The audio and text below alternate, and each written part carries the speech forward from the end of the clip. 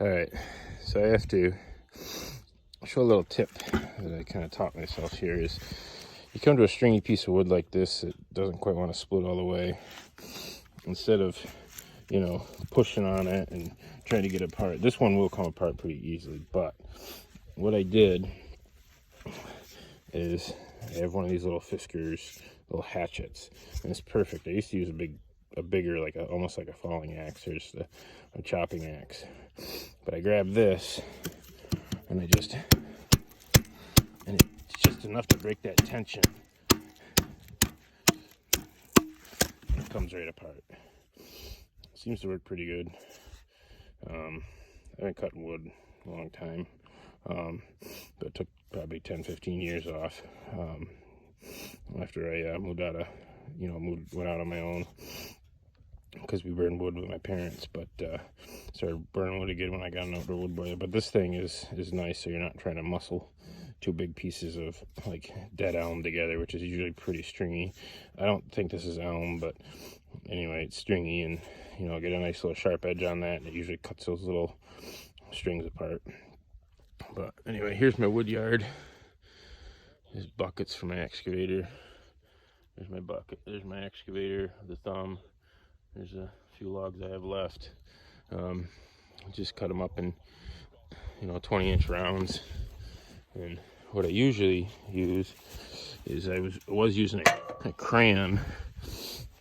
I just started burning wood again this year, but I was using a forestry crayon, and it was yellow or red or whatever color I could get. But what I did is I took a 2x4 and I cut it at 20 inches like this, and all I do is go up to the log, spray one side, then the other side where you start, and then you just spray. But I notice if you just spray just behind it, you get a pretty good, if you spray about like right there, it doesn't really matter, but you get pretty uniform 20-inch lengths. And it's easier because my son's the one that usually stacks a lot of the wood. He's 12, but it makes it easier for him to have nice straight piles. There's my Power Pro 27-ton or 25-ton unit. A lot of info in this video, but I'll go over some of the other stuff in other videos, kind of more in depth. One thing I had to do with this Power Pro when I purchased it is I noticed that there was no bracket on the hydraulic valve here, and there's probably a reason for that, but I really didn't see a problem with putting one on.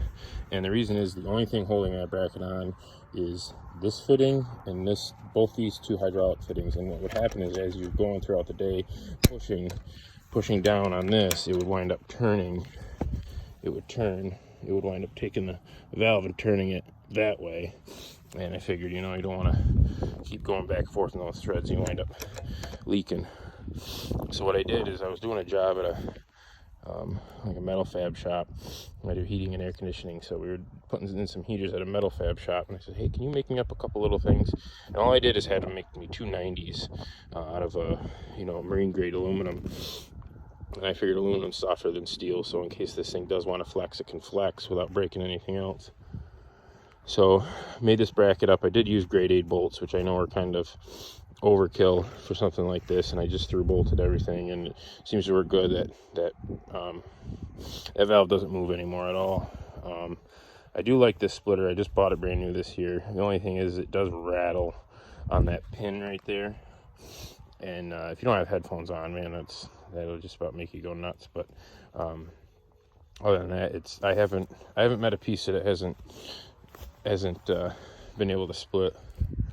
So another thing too is here's my Kubota KX040. I usually use this for work, but this time of year it spends most of the time at home in the wood yard. At least this will be the first year. So you see the white markings on it. What we do a lot of times, we will dig that's 5 feet deep, and that white mark there is 5 feet wide. And what that does is so I don't have to go and lay out holes for propane tanks when we dig for propane tanks. And all I have to do is mark out the length, and that way I don't have to get down, and it makes it easy. I don't have to shoot it with a laser or anything like that, because what they wind up doing is when the propane company sets the propane tank, they'll level it out, and then I put the sand in and then backfill. Here's my logs. Most of this stuff was dead when we got it. I cut all my own logs. We've got this family acreage here. It's mostly hay fields, but there's tons and tons of woods, and it's almost all hardwood. You'll be hard pressed to find any soft pine or fir or anything like that. And so it's 99.9% hardwood, and a lot of this is just dead stuff that we get out of the hedgerows.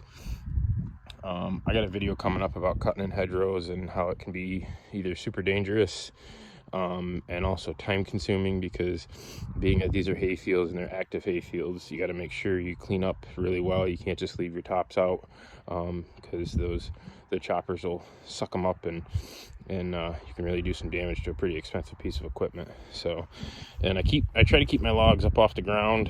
I just use these 2 logs that we had cut. They were the longest ones I had at the time when we started putting this wood yard together.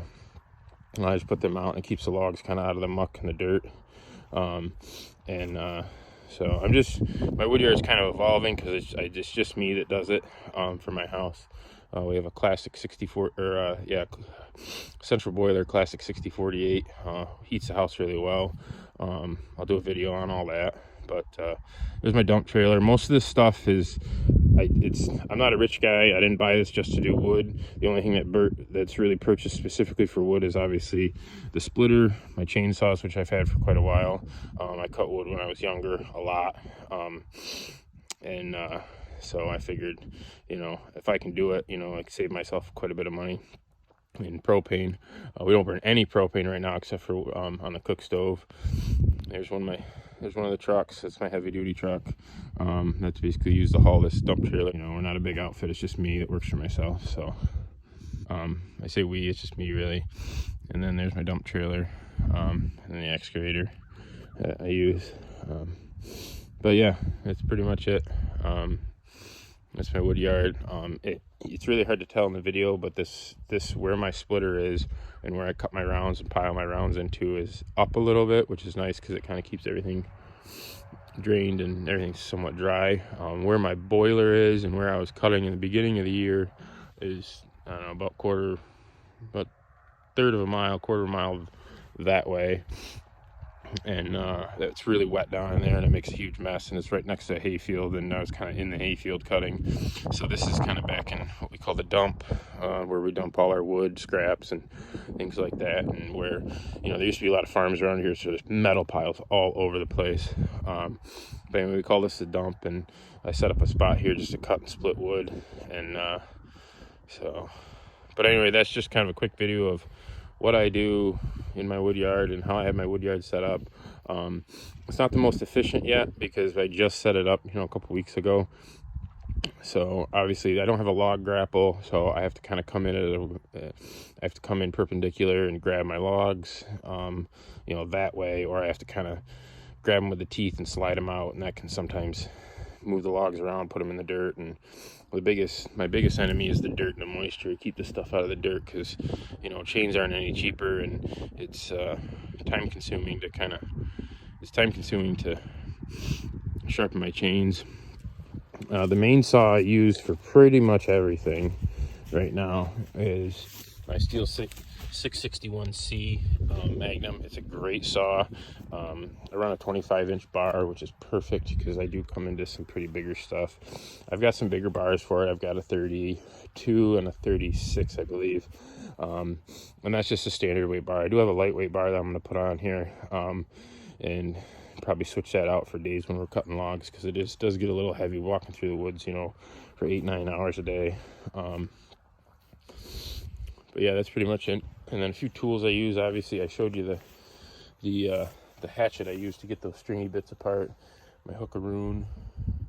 My hookaroon's nice because then I can just kind of sit here, grab my hookaroon and go from there. And grab rounds and pull them towards me. I put them there.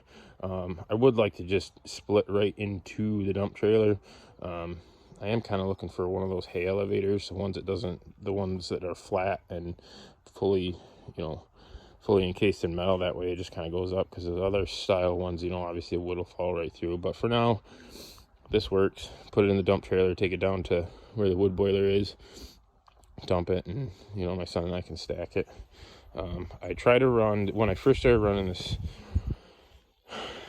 When I first started running this splitter, I would usually, I just ran regular 87 octane, and I said, well, you know, this is a small engine and there's a lot of ethanol in it, so, and where I bought it from said don't run a lot of ethanol in it. If you do, make sure you run it dry before you shut it off. So I just grabbed 91 octane and put a little treatment in it just to help with any water that might get in there. I do cover this up when I'm not using it. At least I cover the engine up. Everything else is pretty well oiled up.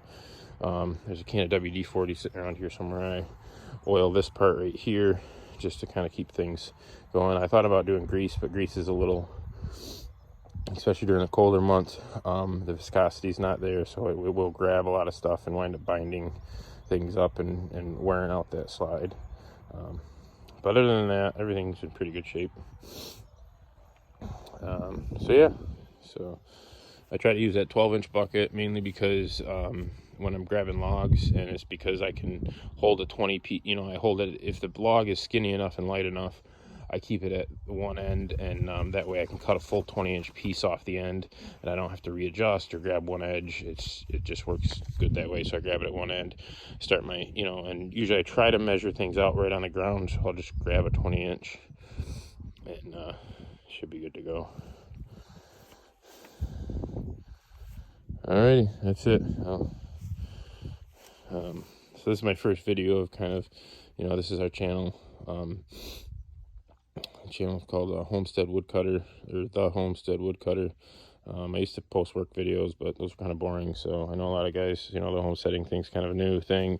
This is something I really enjoy. I'm passionate about. I really do love cutting wood. Heats my home, my family. I get, you know, I can heat my home as warm as I want, and I don't have to worry about it hurting my wallet, except for a little bit of electricity. But other than that, the electricity bill is nothing. When it comes to running a wood boiler and stuff, it's nil compared to the amount of propane that I would burn if I was heating the house.